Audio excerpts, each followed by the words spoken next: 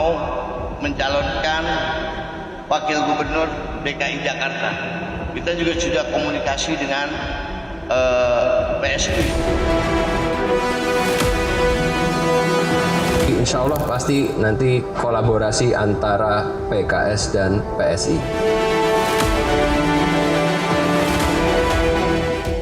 Seandainya beliau memilih Jakarta, saya siapkan kader Partai Golkar yang sudah memalang melintang di infrastruktur, yaitu Babah Alun. Mana Babah Alun? Insya Allah dalam waktu dekat secepatnya saya akan berkomunikasi dengan Mbak Puan. Nggak apa-apa, nggak bisa. Itu mungkin dipertimbangkan nggak sih? Ya, jadi salah satu pertimbangan juga. Oh, elektabilitas saya tinggi. Ya emang bagus pasti elektabilitas saya.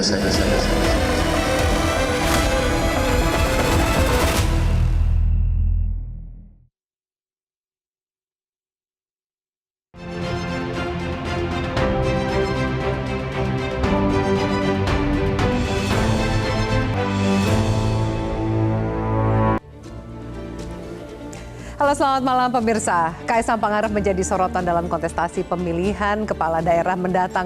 Meskipun perjalanan safari politik sudah dilakukan, sepertinya publik masih harus bersabar untuk mengetahui kemana Kaisang akan berlaga. Meski begitu, sebenarnya lembaga survei juga sudah merilis nama Kaisang berpotensi besar, terutama di Jawa Tengah. Dan itu tidak terlepas dari figur dan juga tingkat kepuasan publik terhadap kinerja sang ayah Presiden Jokowi. Akankah hal itu membuat langkah Kaisang menjadi lebih ringan untuk bertarung di pilkada? Inilah panggung demokrasi malam ini, Kasakusuk Kaisang, kuasai Jateng atau Jakarta.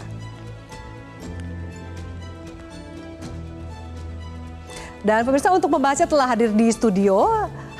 Saya perkenalkan langsung politisi muda dari Partai Demokrasi Indonesia Perjuangan, Aryo Seno Bagaskoro. Pak Seno, selamat malam. Malam, Mbak Vi. Terima kasih sudah hadir di studio. Terima kasih. Dan berikutnya juru bicara Partai Solidaritas Indonesia, Dede Prayudi. Mas Dede Prayudi, halo, selamat malam. Selamat malam. Terima kasih sudah hadir. Terima kasih sudah diundang. Dan berikutnya kami hadirkan juga Direktur Eksekutif Lembaga Survei Indonesia, Mas Jayadi Hanan. Mas Jayadi, halo, selamat malam. Malam, Terima kasih Mas Jayadi sudah hadir. Dan kami hadirkan juga pengamat politik Emrus Sihombing. Bang Emrus, selamat malam. Selamat malam Mbak Abi. Terima kasih Bang Emrus sudah hadir. Terima kasih. Dan mengikuti diskusi kita dari sambungan Zoom ada Wakil Ketua Umum Partai Golkar Ahmad Doli Kurnia. Bang Ahmad Doli, halo, selamat malam. Baik, kami masih mencoba menghubungi karena kita akan ikut mengajak Ahmad Doli untuk berdiskusi via Zoom. Kami akan lanjutkan. Sebelum kita bahas dengan narasumber, kita akan memberikan Anda sejumlah informasi. Nama Kaisang pertama kali memang muncul dalam bursa pilkada setelah DPW PKB Jakarta resmi menduetkan Kaisang dengan calon gubernur Anies Baswedan yang juga resmi diumumkan pada bulan Juni kemarin. Kita lihat seperti apa grafiknya. Ketua DPW PKB Jakarta Hasbiallah Ilyas mengatakan PKB terbuka kepada siapa saja, termasuk juga kepada Ketua Umum PSI Kaisang Pangarep, yang juga katanya sempat menyampaikan di media keinginannya untuk menjadi wakil dari Pak Anies. Namun sebenarnya hingga saat ini belum ada keputusan resmi dari DPP PKB atas usulan pasangan tersebut. Kita lanjut ke safari politik berikutnya yang dilakukan oleh Kaisang. Di antara banyak partai, ternyata dalam kunjungan pertamanya Kaisang memilih untuk memenuhi undangan ke kantor DPP PKS di Bilangan Pasar Minggu, Jakarta Selatan pada tanggal 8 Juli kemarin. Dikatakan kedua partai ini mencoba untuk berkomunikasi dan menggalang koalisi dalam rangka kontestasi pilkada. Dikatakan oleh politisi muda PKS Ismail Bahtiar bahwa tidak ada loh pembahasan soal duet Anies Kaisang, dan itu juga diamini oleh Kaisang yang mengatakan ia tidak menyodorkan namanya ke PKS untuk pilkada. Meski Sekjen PKS sempat menyinggung hasil survei Kaisang di Jawa Tengah yang dinilai cukup menjanjikan. Oke, nah sebenarnya seperti apa sih hasil survei Kaisang di Jawa Tengah? Nanti akan kami tampilkan informasinya setelah kami bahas seperti apa safari politik berikutnya. Tidak hanya PKB, PAN, Golkar yang melirik Kaisang, PDIP pun seakan-akan mulai membuka pintu komunikasi dengan keluarga Pak Jokowi ini. Ketua DPP PDIP Puan Maharani bahkan memberikan respon positif terhadap safari politik yang dilakukan oleh Kaisang dan menanggapi kemungkinan Kaisang menyambangi PDIP, mengingat pentingnya untuk terus menjaga silaturahmi. silaturahmi. Dan hal ini langsung disambut oleh kakak Kaisang, Gibran Rakabuming Raka, dengan menyatakan bagusnya adiknya harus segera menemui Puan Maharani hari ini jika Mbak Puan sudah memberikan statement seperti itu. Apalagi, nah berikutnya ada kejutan yaitu dari Golkar yang terbaru, datang informasi terbaru dari Golkar yang dikatakan mendadak menyodorkan nama pengusaha jalan tol Yusuf Hamka untuk menjadi bakal calon wakil gubernur Jakarta mendampingi Kaisang Pangarep jika maju sebagai calon gubernur Jakarta. Alasan yang disampaikan oleh Ketum Golkar Erlangga Hartarto adalah karena Yusuf Hamka dinilai mampu mengatasi masalah macet dan banjir di Jakarta dengan pengalamannya di bidang infrastruktur. Yusuf Hamka sendiri mengatakan jika duet ini benar terjadi, maka tagline pasangan ini adalah Ka'bah yang merupakan singkatan dari nama Kaisang dan Babah Alun yang menjadi sebutan dari Yusuf Hamka. Namun meski Kaisang hadir dalam pengumuman di kantor Golkar tersebut, PSI hingga saat ini menyatakan ketumnya belum mengambil keputusan untuk maju di Pilkada.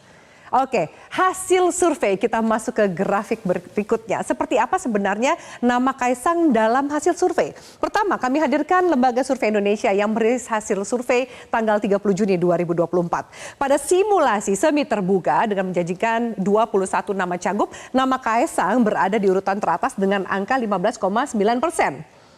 Namun, jika masuk dalam simulasi top of mind, nanti mungkin Mas Jayadi Hanan bisa menjelaskan apa nih bedanya supaya masyarakat bisa mengetahui lebih jauh. Simulasi top of mind, nama calon gubernur, Kaisang berada di urutan kedua dan nama Kapolda Jawa Tengah Ahmad Lutfi berada di urutan pertama dengan angka 5,2.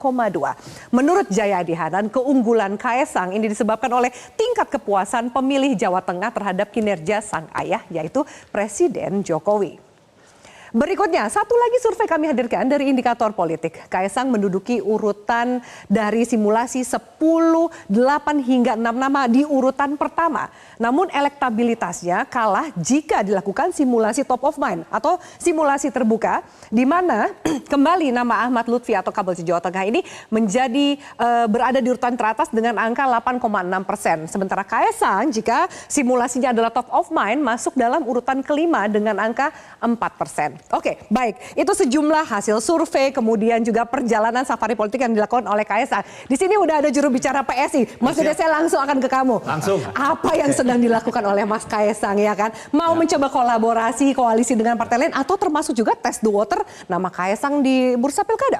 Ya, jadi kami itu baru mulai serius membahas bahwa Mas Kaisang itu berpotensi untuk maju. Itu adalah semenjak PKPU itu direvisi. Oke, jadi ketika PKB mencoba-coba ya untuk menduetkan nama Pak Anies dengan Mas Kaisang, kami merasa tersanjung, tapi kami belum membahasnya secara serius gitu. Lalu kemudian PKPU ini kemudian direvisi, baru kemudian Mas Kaisang berbicara serius soal beliau akan maju atau tidak. Itu aja dulu ya. Jadi kemungkinan besar Mas Kaisang akan maju di Pilgub. Kemungkinan besar. Ya. Di Pilgub. Di Pilgub. Tapi dapil daerahnya mana belum. Ini belum pasti. Nah, Mas Kaisang mau maju di mana? Ini adalah pertanyaan turunan berikutnya, pendalaman berikutnya ya. Dan ini belum bisa terjawab sampai dengan sekarang. Apalagi kalau misalnya kita sekarang berbicara soal di dapil, bukan dapil ya, provinsi mana kemudian dia akan berpasangan dengan siapa? Ini kan pertanyaan lebih dalam lagi. Nah, ini juga bahkan lebih jauh lagi, lebih sulit lagi untuk kita jawab sekarang. Gitu. Artinya apa? Artinya sampai dengan saat ini Mas Kaisang, PSI ini masih secara intensif membahas soal apakah Mas Kaisang mau maju misalnya di Jawa Tengah kah?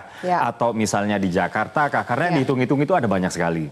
Yang pertama itu adalah soal kriteria paslon. Ya, kriteria paslon yang pertama kita akan melihat dulu apakah misalnya seseorang tersebut yang akan mendampingi Mas Kaisang atau apakah seseorang yang akan didampingi oleh Mas Kaisang ini memiliki kredibilitas yang bagus, kapasitas yang baik sesuai dengan permasalahan di daerahnya atau juga memiliki integritas yang baik gitu ya. Lalu yang kedua adalah kecocokannya dengan DNA PSI. Apakah tokoh yang bersangkutan ini memiliki rekam jejak yang memang betul-betul memegang teguh prinsip anti korupsi dan anti intoleransi. Lalu yang ketiga, ini yang nggak kalah penting Mbak Afi, yaitu di dalam kami menentukan siapa nama-nama yang akan kami usung di daerah manapun termasuk dengan Mas Kaisang atau bukan. Ini kami mengutamakan juga kekompakan dan soliditas koalisi Indonesia Maju. Oke, itu priority. Itu priority untuk berkoalisi ini dari tadi PSI. yang saya katakan itu adalah 3 variabel yang top Oke. priority. Jadi walaupun saya sebut ini kekompakan dan soliditas Indonesia Maju ini adalah saya sebutkan yang ketiga, Iya. ini bukan berarti Itu urutan di ketiga, urutan prioritas ketiga gitu Iya, ya. jadi ini sama Saling pentingnya melengkapi. semuanya. Iya. Oke. Jadi untuk saat ini ya, ini semua masih dihitung-hitung, termasuk juga kami di PSI tentunya nggak cuman kepingin jadi calon. Kami kepingin calon jadi. Gitu. Artinya kami juga Iya. kepingin calon menang, yang ya. memiliki kemungkinan menangnya itu cukup besar. Oke. Gitu, karena bagaimanapun juga kami di politik, ideologi politik ini hanya akan bisa jadi kebijakan kalau misalnya kami memiliki otoritas. Yang dalam hal ini adalah memiliki kekuasaan dan lain-lain, Oke. sehingga kami bisa melayani masyarakat dengan baik. Kurang lebih Oke, seperti itu. kurang Jadi lebih- belum Ya. daerahnya Mas Jayadi, tapi minimal dari Mas Jayadi kita dengar bahwa ini akan maju nih, Mas Kaisang ini di kontestasi pemilihan gubernur tingkatnya provinsi gitu. Kalau dari hasil survei nih yang membahas tadi gitu, Mas Jayadi, Mas Kaisang ini seberapa magnet sih untuk kontestasi pilkada ya? Kalau kita lihat kan mungkin saat ini yang disebut nama provinsinya ada Jakarta dan juga Jawa Tengah. Gimana Iya. Mas Jayadi? Ya salah satu magnetnya karena mau tidak mau Kaisang kan dikaitkan dengan Pak Jokowi. Sementara Pak Jokowi masih sangat populer, masih punya paling tidak sampai beliau turun nanti ya, itu kan masih punya pengaruh yang signifikan di semua level kekuasaan gitu. Jadi itu salah satu yang membuatnya menarik mau tidak mau gitu ya. Iya. Nah memang yang paling menarik itu memang antara Jawa Tengah sama Jakarta. Jawa Tengah kenapa? Jawa Tengah masuk akal karena kan itu wilayahnya Pak Jokowi. Dulu waktu Pak Jokowi masih belum pisah sama Banteng, sama Mas Eno, itu kan mereka Keluarga besar Mas Eno mereka ya? satu keluarga besar gitu. Ya. Sekarang mereka pisah kan gitu. Begitu yang kita tahu ya, mereka Iya. pisah gitu. Jadi Tapi katanya mau ketemu kok sama Mbak Puan. iya, makanya saya bilang masih pisah kan, apa rujuk lagi apa enggak kita nggak tahu. Jadi sangat wajar kalau basis utamanya ada di situ. Oke. Tapi di Jakarta juga jangan lupa Pak Jokowi kan launch untuk jadi presidennya di Jakarta. Dan pertama kali masuk Jakarta juga menang. Masih cukup banyak loyalis Jokowi di Jakarta. Buktinya Prabowo terbantu untuk memenangkan Jakarta di Pilpres yang lalu, kemarin ya. gitu kan. Prabowo juga pada saat yang sama terbantu untuk memenangkan pilkada di Jawa Tengah yang diperkirakan sangat sulit pada saat itu. Jadi kalau dua itu dikaitkan dengan Kaisang dan Kaisang kemudian mewakili bukan hanya dirinya sendiri di situ, tapi mewakili kekuatan yang sering dikenal sebagai the machine, ya. Jadi kekuatan yang diafiliasikan dengan Pak Jokowi itu sekarang tidak hanya individu Pak Jokowinya, tapi ada mesin di belakangnya. Jadi bukan cuma Jokowi efek. Iya, jaringannya, ya kan, pengaruhnya ke akar rumput dan sebagainya. Partai-partai yang termasuk Kim itu kan dia bukan figur individu lagi, itu dia the machine. Jadi kalau dia udah jadi sistem sendiri yang jalan. Jadi kalau Kaisang bersama the machine itu dia punya dua kekuatan kan. Dan ini kuat banget nih. Kalau kita Di lihat Jakarta lawan Anies gitu misalnya. Nah itu yang harus dihitung. Kalau di Jakarta ada Anies yang diperkirakan masih cukup kuat, ya cukup kuat. Dan kalau kita berkaca dari Pilpres lalu, kekuatan Anies minimal ada 40-an%, 41,07. Oke. Kalau Pak Prabowo kan 41,67. Selisih sama, ada kekuatan PDIP. Jadi itu sesuatu yang tidak mudah dikalahkan kalau Jakarta tidak punya figur yang selevel dari segi popularitasnya, akseptabilitasnya, ya, personalitinya dengan Anies. Jadi mungkin chance-nya untuk Kaisang lebih besar di Jawa Tengah? Kalau lihat angka-angka sekarang, sementara ini yang lebih besar di Jawa Tengah, memang. Karena pada angka untuk Kaisang belum keluar ya di Jakarta. Belum keluar. Memang diperkirakan Kaisang lebih kompetitif sebagai calon wakil gubernur. Kenapa? Karena baik Anies ataupun saingannya waktu itu Ridwan Kamil ya, yang tampaknya sudah sekarang agak cukup firm bahkan di Jakarta. Nanti kita tanya Mas Doli yang udah bergabung di Zoom nih ya. Jadi waktu masih Anies sama Ridwan Kamil, dua-duanya tuh tertarik untuk ngajak Kaisang. Karena kalau Anies memerlukan tambahan suara dari Kaisang lewat loyalis Pak Jokowi. Ridwan Kamil juga sama, dia memerlukan soliditas Kim dan adanya Kaisang itu bisa membantu soliditas Kim itu secara lebih kuat di Jakarta. Jadi mesin ini sangat menjadi daya pikat lah untuk menggandeng Kaisang gitu ya, betul. Mas Jayadi. Oke, saya sapa dulu Mas Doli. Halo, selamat malam. Selamat malam. Iya. Assalamualaikum warahmatullahi wabarakatuh. Baik, terima kasih Mas Doli udah gabung di Panggung Demokrasi. Kita sebelum ke narasumber yang lain, kita ngebahas soal Jakarta dulu nih ya kan. Yang tadi juga sempat saya sampaikan ada Golkar yang bahkan memberikan Babah Alun atau Pak Yusuf Hamka gitu yang menjadi pendampingnya Kaesang jika maju ke Jakarta. Apa pertimbangannya gitu? Kalau ini kan mungkin agak ekstrim ya dari usia, dari pengalaman ini kan agak berjarak gitu. Apa itu jadi pertimbangan justru kekhasan dari pasangan yang mau diduetkan oleh Golkar ini, Bang Doli? Iya, kata kuncinya kan jika tadi. Jika kalau misalnya Pak Kaesang itu kemudian memang berniat maju di Pilkada Jakarta, maka kami memandang kalau misalnya nanti diberi kepercayaan Golkar yang menjadi calon wakilnya, kita menganggap yang pas itu adalah Pak Yusuf Hamka. Karena apa? Karena kita berharap ini ada kombinasi ya antara tokoh muda dengan tokoh senior. Di mana kan Jakarta itu masalahnya kompleks ya. Dan isu yang selama ini mengemukakan adalah soal infrastruktur, kemudian soal mengatasi banjir. Dan Pak Yusuf Hamka itu kan punya pengalaman yang cukup panjang ya untuk membuat wajah Jakarta seperti yang sekarang lah, dengan jalan tol dan segala macam itu. Nah makanya kami menyodorkan nama Pak Yusuf Hamka. Sekali lagi jika ya, teman-teman PSI dan Pak Kaesang itu memang maju di Pilkada Jakarta. Tetapi kan untuk menuju ke sana itu kalau kita lihat tadi pernyataan dari Saudara Dede ini kan masih panjang ya. Ada 3 pertanyaan dulu yang harus diselesaikan ya. Pertanyaan 1 terjawab, masuk pertanyaan kedua, pertanyaan kedua masuk tiga. Jadi masih panjang, makanya kami nunggu saja dari Pak Kaesang sendiri dan juga teman-teman PSI. Tapi Golkar yakin bahwa Pak Yusuf Hamka ini sudah memenuhi kriteria 3 itu nggak? Atau jangan-jangan baru ketahui 3-nya malam ini gitu, begitu Mas Dede menyampaikan? Nggak, maksudnya kan tadi Yusuf Hamka itu akan bisa kemudian dipasangkan kalau 3 pertanyaan yang akhirnya memutuskan Pak Kaesang maju di Jakarta kan. Tapi kalau akhirnya kemudian tidak pertanyaan yang 3 itu ternyata jawabannya lain, pindah ke Jawa Tengah kan itu nggak berlaku kan, kira-kira begitu. Oke. Jadi paketan ini cuma berlaku untuk di Jakarta. Berarti Ridwan Kamil udah officially nggak maju ke Jakarta nih ya, Mas Doli? Kami belum putuskan ya, karena saya kira sama ini ya. Soal Pak Kaesang, soal Ridwan Kamil, itu at the end nanti semua tentu akan kita bicarakan di Koalisi Indonesia Maju. Saya kira juga Pak Kaesang akan maju atau tidak, dan kemudian kita maju itu juga berdasarkan pertimbangan pembicaraan antara ketua-ketua partai politik yang ada di Koalisi Indonesia Maju. Sama juga dengan di Jawa Barat ya. Walaupun sekarang Golkar itu memang kami merekomendasikan ya, idealnya Ridwan Kamil itu lebih baik di Jawa Barat.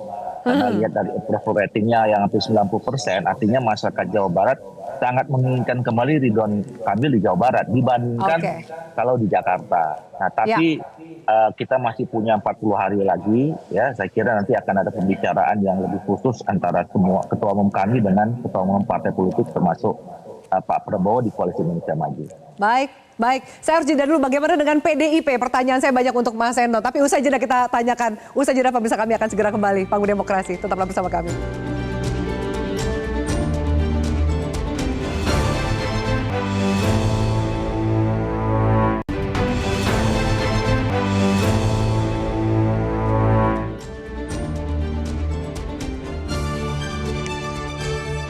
Baik Musa, ini kami juga tampilkan grafis rencana Kaesang akan bertemu dengan Puan Maharani. Langsung akan kita tanya ke Mas Eno dari PDIP. Mas Eno, ini rencana pertemuannya ini akan benar terjadi? Seberapa serius sih sebenarnya dari PDIP sendiri nih ya, dari PDIP dulu nih gitu, untuk bertemu dengan Kaesang? Ya terima kasih. Jadi wacana itu kan pertama muncul sebenarnya bukan dari kami. Itu muncul kalau nggak salah dari Mas Gibran.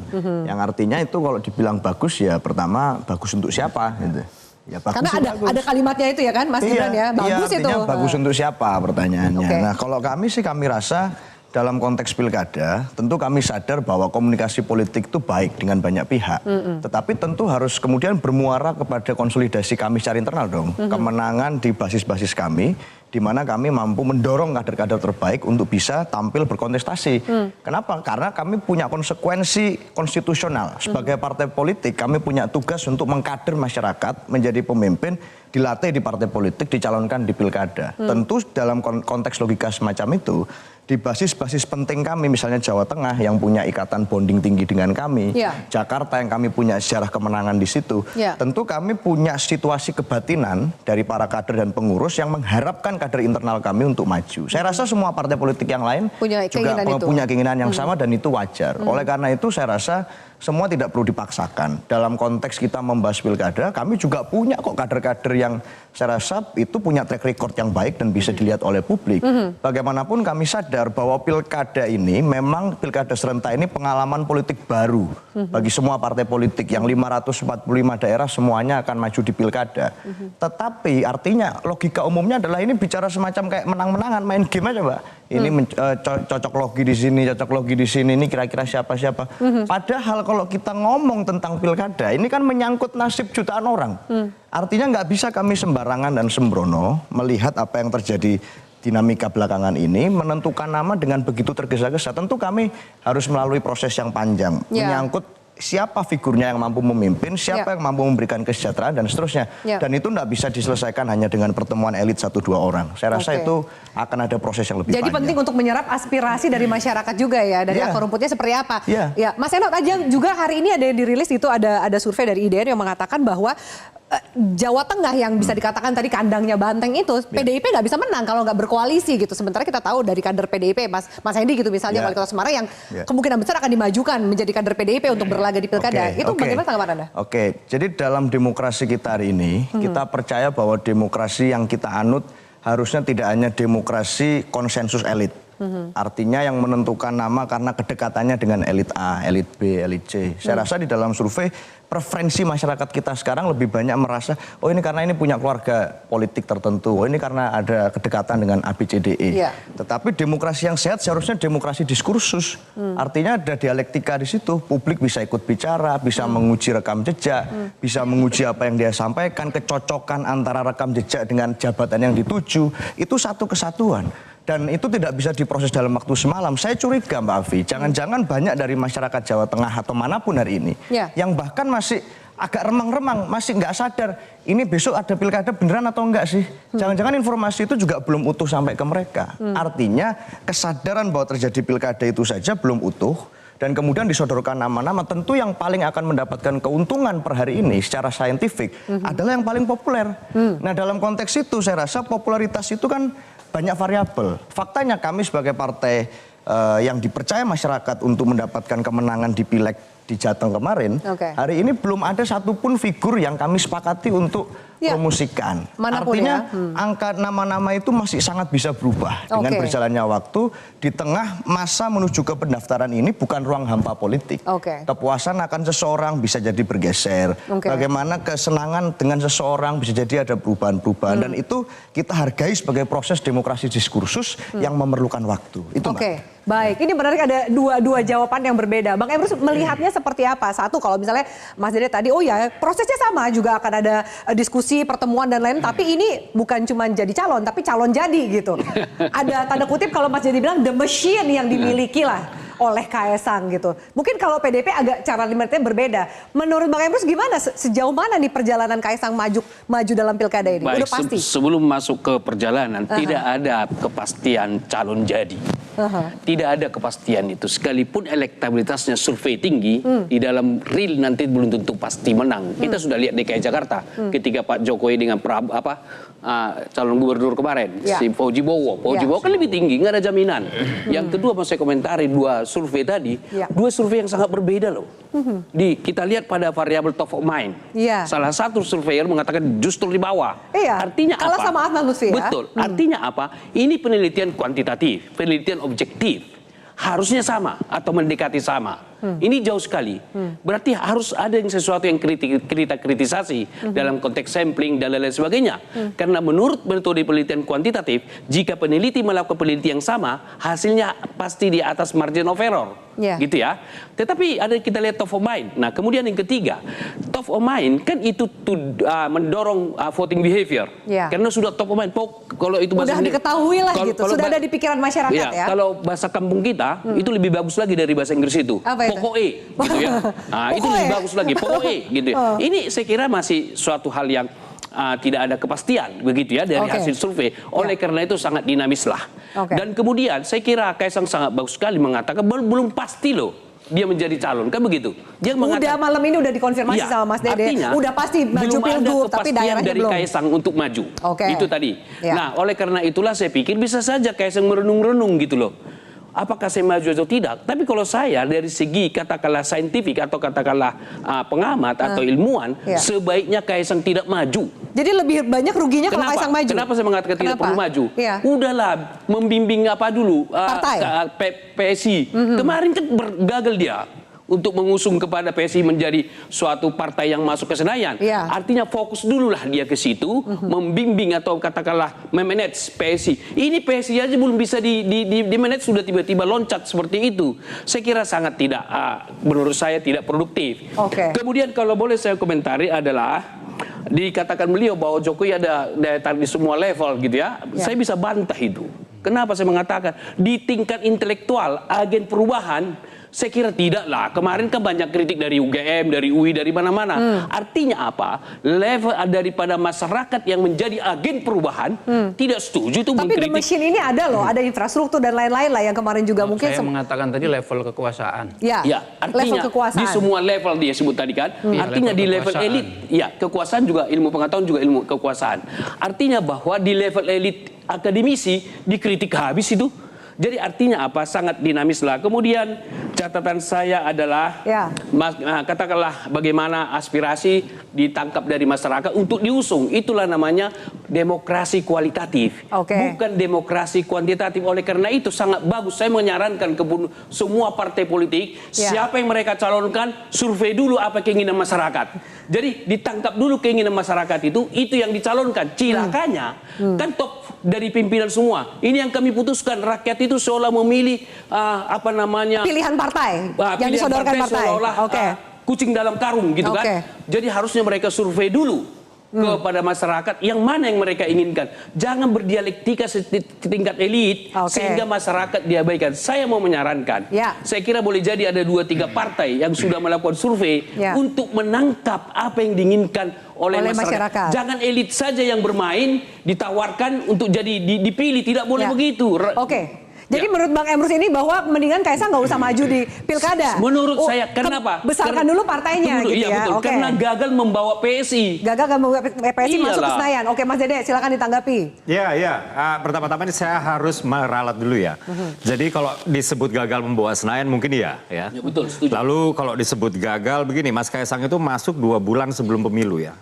Dan dapat dikatakan kayak begini, perolehan kursi PSI di DPRD itu melonjaknya lebih dari 200%, Pak Emrus.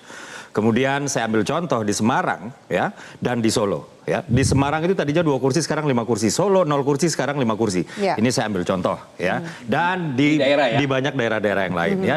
Di Jakarta sendiri kami yang tadinya 8 kursi, kita masih stay di 8 kursi. Jadi begini, saya menangkap ya, ini opini pribadi saya ya. Salah satu cara membesarkan partai PSI adalah memenangkan pilkada juga, Pak Emrus. Artinya, efeknya gimana tuh? Artinya kalau kita memiliki kepala daerah ya di daerah-daerah, terutama di daerah-daerah yang strategis ya, atau kita mengusung kepala-kepala daerah yang kemudian kita menangkan. Ini adalah salah satu cara yang dapat membantu kami membangun jembatan kepada kemenangan di 2029 nanti. Ini adalah logika politik. Dan semua partai politik melakukan itu. Nah, sekarang kayak begini, terkait dengan survei-survei tadi Mbak ya. Saya sepakat ya bahwa di alam demokrasi itu kan memang aspirasinya bergeraknya dari bawah ke atas. Bukan sebaliknya dari atas ke bawah. Inilah kenapa kita juga penting untuk melihat survei-survei tersebut ya. Dan di dalam proses pemilu ini kan ada 2 proses yang pertama selection, di mana para elit kemudian memilih kandidat-kandidat untuk disajikan kepada rakyat, baru rakyat melakukan election di mana aspirasinya itu baru dari bawah ke atas, gitu. Dan inilah yang sedang dilakukan oleh PSI, ya. Apabila kemudian rakyat Jawa Tengah misalnya, atau apabila kemudian warga DKI menginginkan Mas Kaisang untuk maju, lalu adalah sebuah adalah sebuah tesis yang anti demokrasi justru apabila kemudian Mas Kaisang menolak untuk maju. Justru kalau masyarakat meminta itu, kami akan, terutama saya pribadi ya, saya akan mendorong Mas Kaisang sebaiknya Mas Kaisang maju aja karena masyarakat yang menginginkan.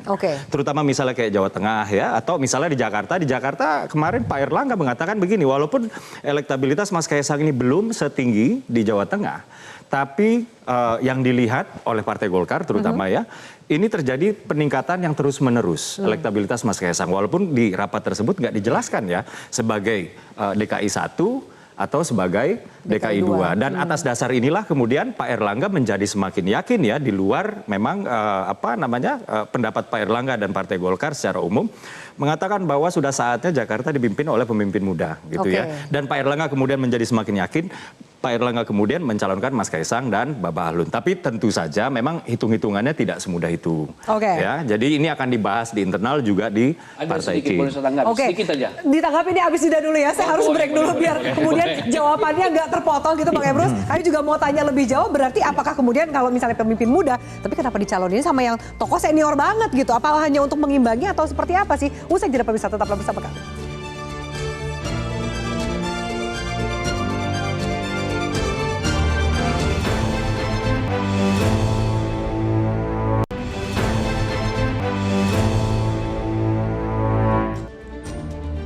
Baik pemirsa, sebelum kami lanjutkan Panggung Demokrasi, kami tampilkan ini polling netizen yang kami berikan kepada netizen dari aplikasi X dan juga Instagram.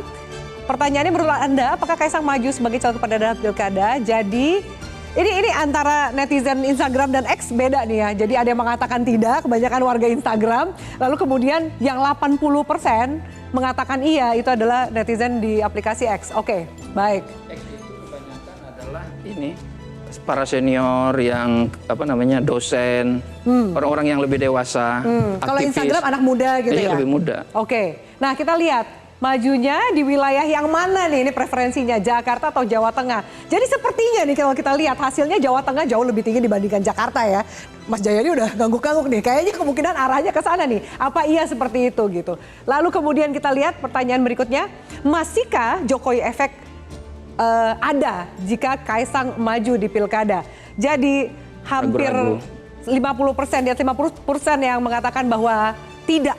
Ini menarik loh, netizen melihatnya tidak, mungkin karena jatuhnya di bulan November. Netizen yang Instagram ya? Ya, netizen yang Instagram dan juga aplikasi X mengatakan masihkah ada Jokowi efek jika Kaisang maju? Kalau X itu dia sama kuat itu.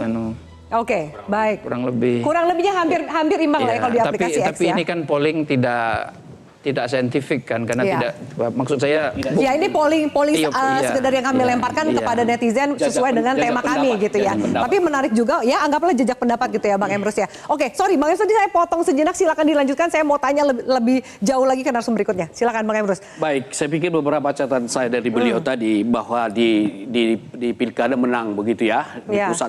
Jadi ada efek ke suara partainya. Tunggu dulu, berarti yang jago di situ DPD-nya, bukan DPP-nya, kan begitu. Karena yang bekerja di lapangan, gitu kan. Artinya pimpinan provinsi atau daerah, kalau itu menang. Berarti secara nasional kan ditanggung jawab ketua umum dan sekjen. Baru kemudian di bawah ada ketua DPD dan sekretaris.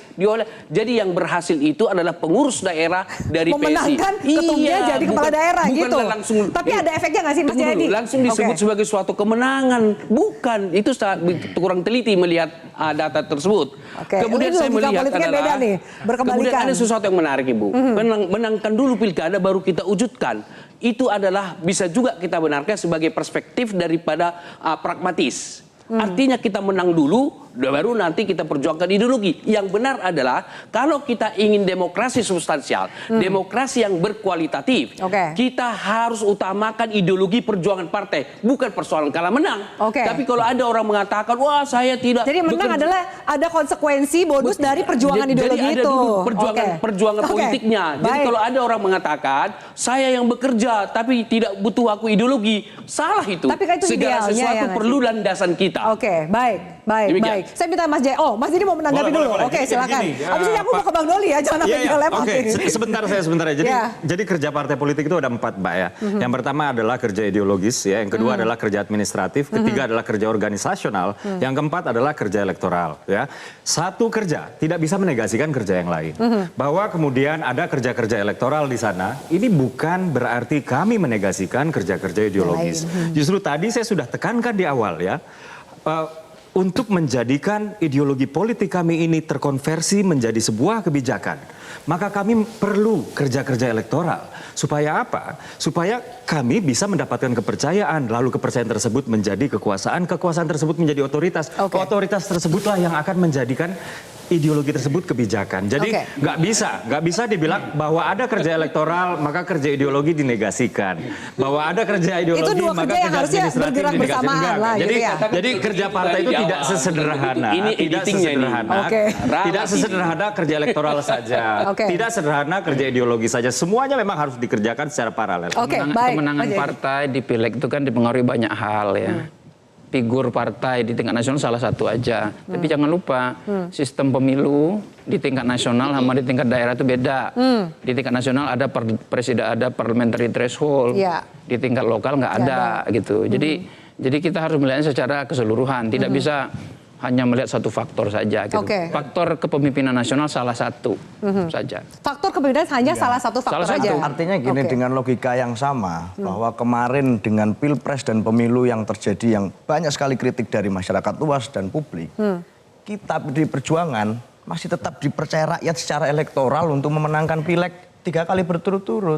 Artinya nanti kalau mau pilkada sekalipun, kami tidak takut dengan konsekuensi. Meskipun suara turun, ada mesin, struktur, infrastruktur apa segala macam, efek-efek dari... Kami percaya, ya kalau ini di kata-kata teman-teman pesulap yang handal-handal itu, Mbak, the same magic trick belum tentu bisa dilakukan berhasil 2 kali. Jadi kalau bicara tentang efek-efek itu tadi, kita lihatlah selama sekian bulan ini nanti bagaimana pendapat masyarakat tentang berbagai hal yang terjadi. Kebocoran data lah, isu tapera lah, isu yang lain-lain. Bagaimana itu akan mempengaruhi persepsi publik tentang efek-efek itu tadi. Ini akan diuji dengan Anda yakin akan ini berubah pada saat November di pemilihan nanti akan menjadi ujiannya. Tetapi PDI Perjuangan lahir dari masa berjuang di era represi yang lebih jauh lebih parah daripada hari ini. Artinya kami siap dengan segala skenario. Siap dengan segala konsekuensinya. Baik, saya akan tanya ke Mas Doli. Mas Doli, lalu kemudian ya, kalau kemudian hari ini Golkar ini kan baru jika ya kan maju di Jakarta. Tapi kalau kita lihat, kalau dari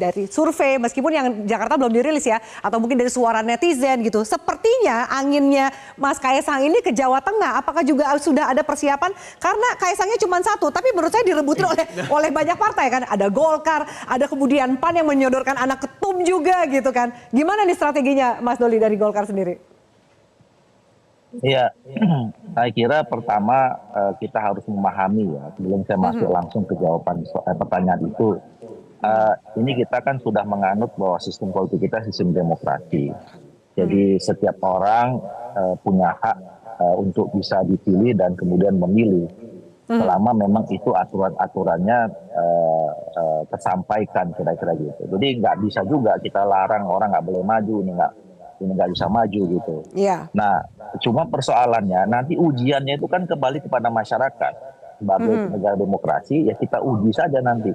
Kalau misalnya memang dianggap tidak dapat keterimaan dengan masyarakat ya pasti nggak terpilih gitu. Jadi ujiannya langsung di pemilu, langsung di pilkada dan segala macam gitu. Nah, soal nanti Pak Kaesang ini mau di Jakarta atau di Jawa Tengah, saya kira yang paling punya otoritas untuk membuat kalkulasi itu adalah Pak Kaesang dan teman-teman PSI sendiri, gitu loh. Nah, kalau kami di Golkar, tentu sama juga dengan partai-partai politik yang lain tergabung dalam Koalisi Indonesia Maju, kami sudah sepakat.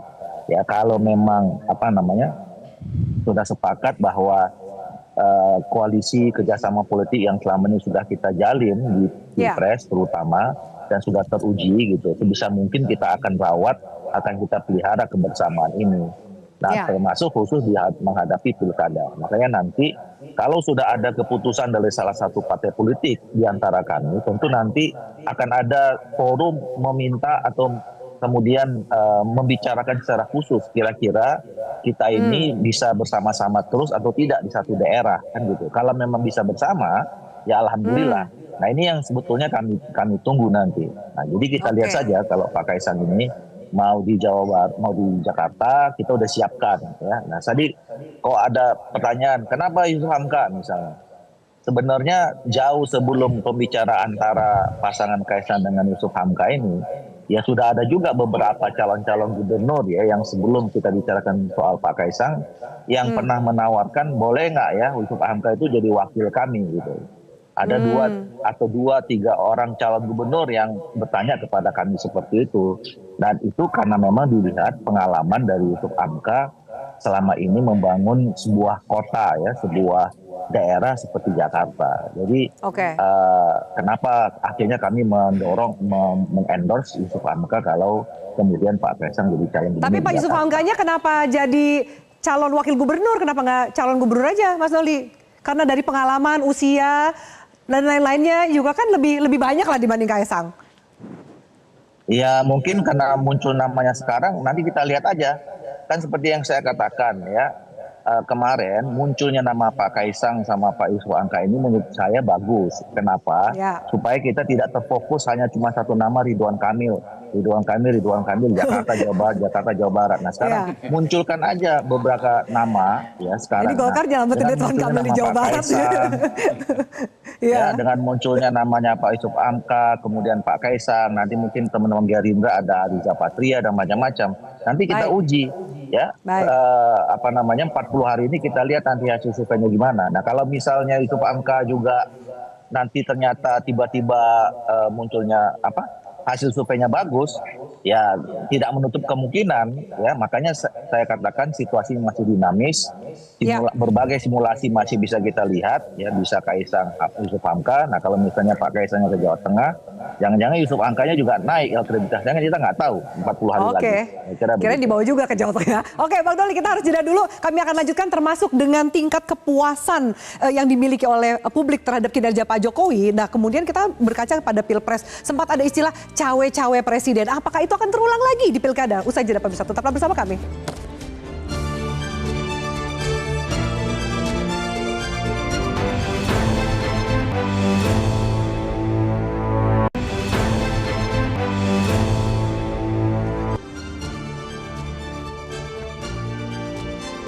Ya baik pemirsa, kami lanjutkan. Mas Jayadi dulu nih ya.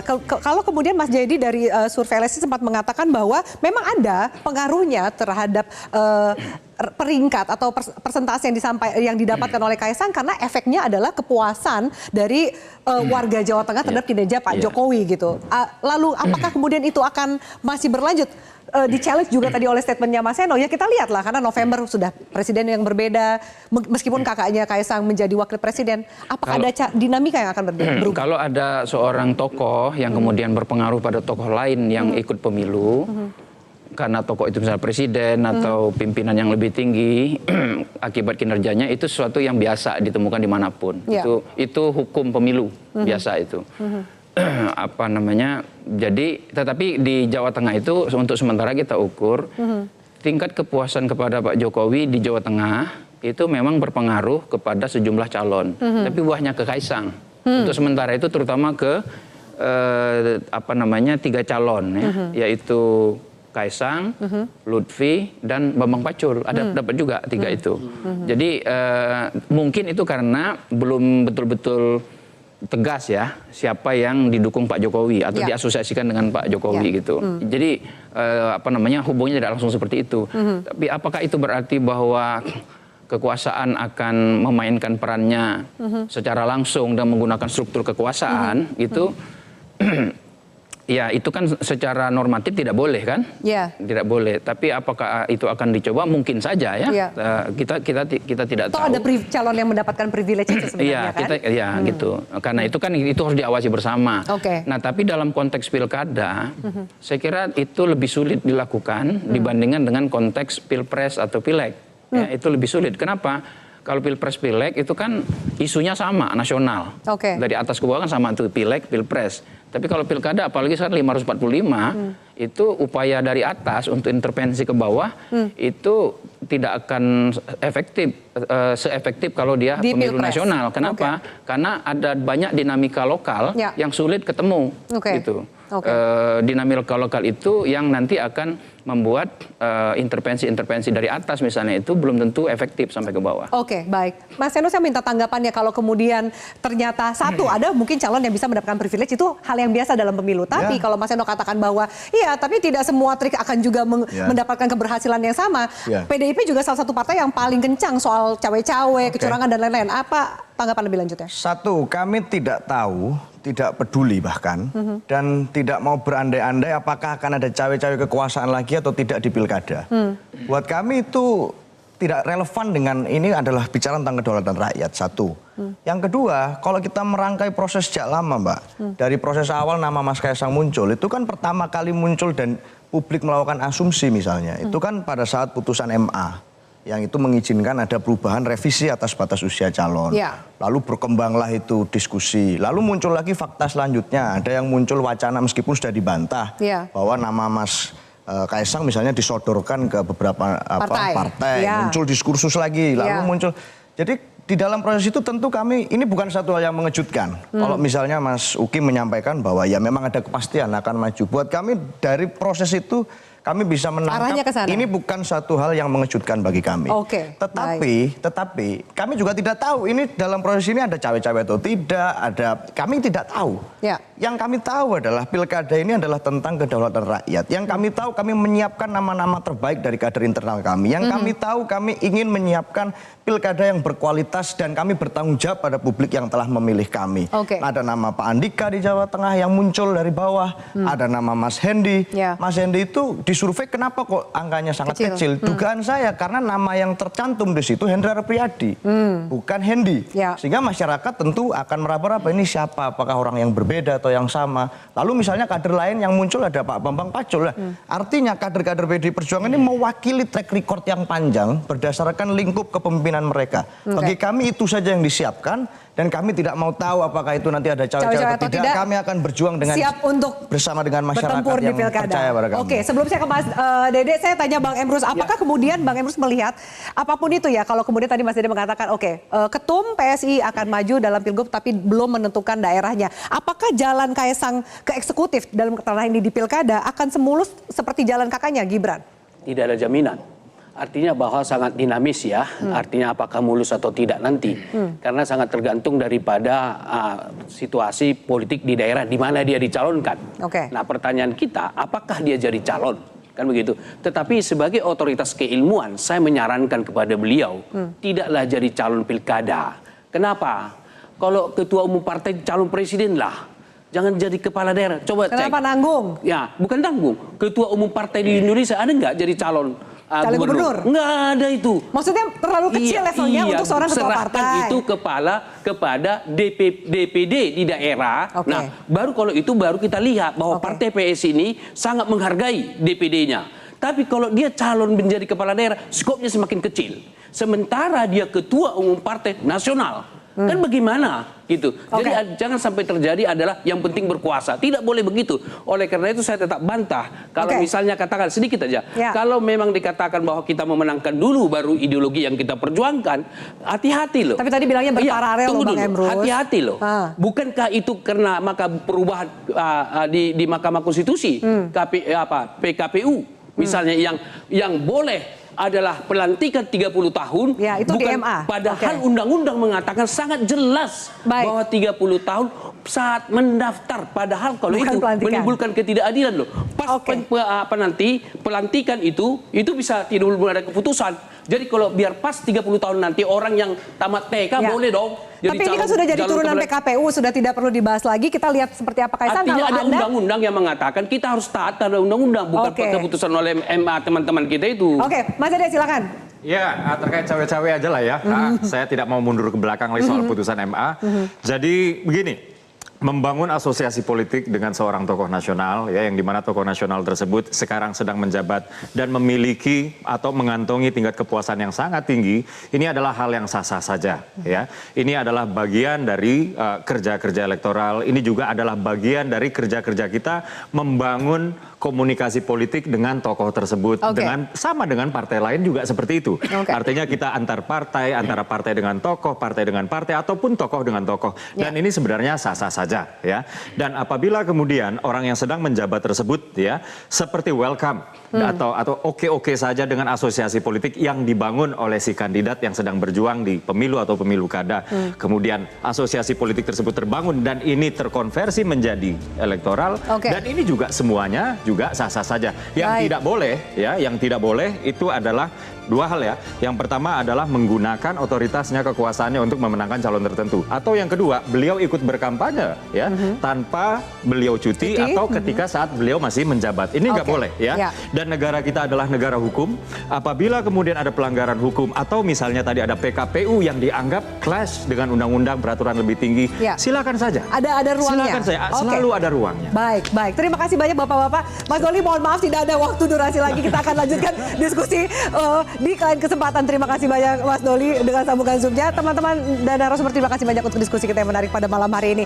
Dan bersama Ketua Umum Partai Solidaritas Indonesia, Kaisang Pangarep, bisa dikatakan masih menjadi magnet dalam bursa pilkada. Selain privilege keluarga presiden, kursi DPR DPSI yang naik lebih dari 200% serta klaim membawa suara anak muda menjadi pertimbangan untuk berkoalisi dengan partai-partai besar di daerah. Namun akankah Kaisang maju sebagai kandidat di Jakarta atau Jawa Tengah? Kita tunggu saja kejelasannya di tahap pendaftaran Agustus mendatang. Saya Frida Marikodoria, selamat malam, sampai jumpa. Terima kasih.